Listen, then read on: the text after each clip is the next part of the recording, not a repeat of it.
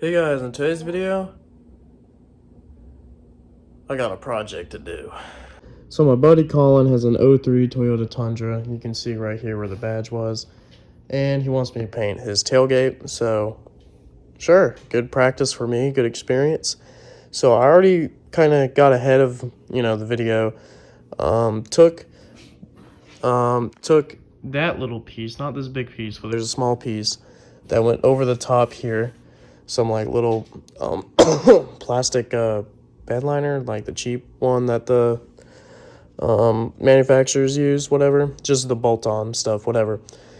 That was on the top here. This little piece here I was talking about, but first step, this is not going to be a how-to. This is just me doing a project. I am going to just scuff all the base coat, clear coat, really, with 80 grit with the DA.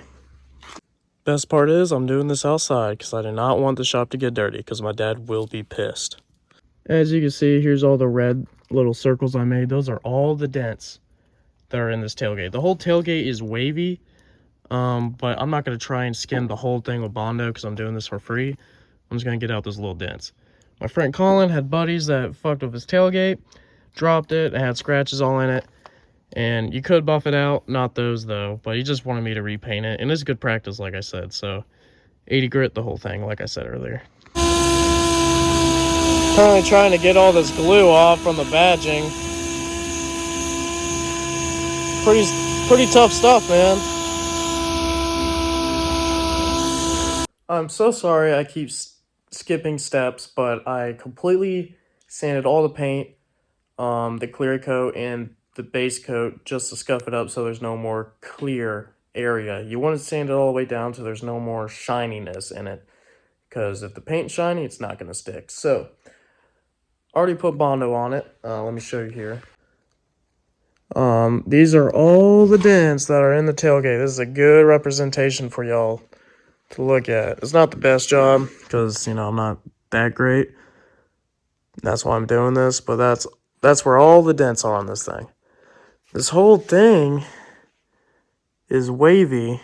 Can't really tell on camera, but it is wavy. The right way to do this is completely skim it and take a big block and do it. But I'm doing this for free, and we don't have that much Bondo, so my friend Colin doesn't even really care all that much. He just wants all the dents gone, and the main part was the scratches that was in it.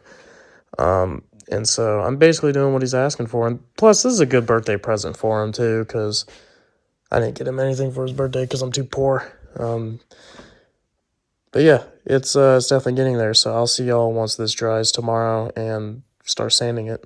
Alrighty, the Bondo is all nice and dry overnight. You don't really want to do that because it's going to be like really tough to sand. You want to do it like 10 minutes after since it's not too hard. Well, not, it's easier.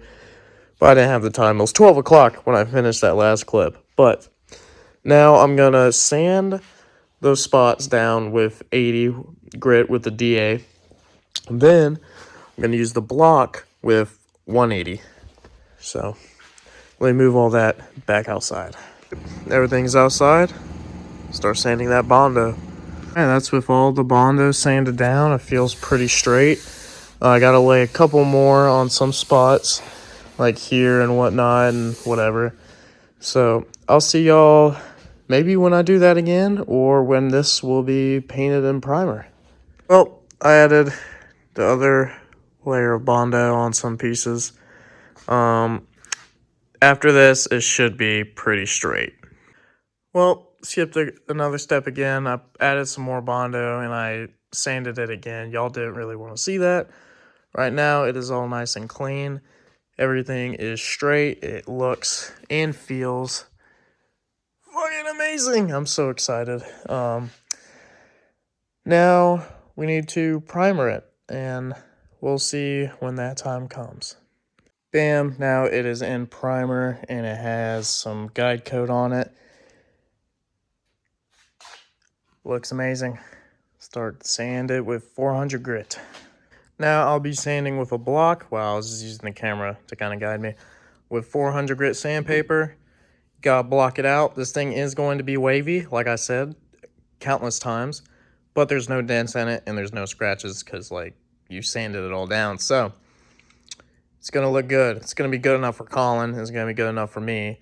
So anyway, let's move this outside again for like the 5th, 6th time. I don't know. Block this bitch out. As you can see here, I'm currently blocking this part out. That is a low spot, so you keep sanding with the block until that disappears, and that means that it is all flat. So that is a perfect example of a low spot right there with primer. This is my progress so far. Got some of those low spots out.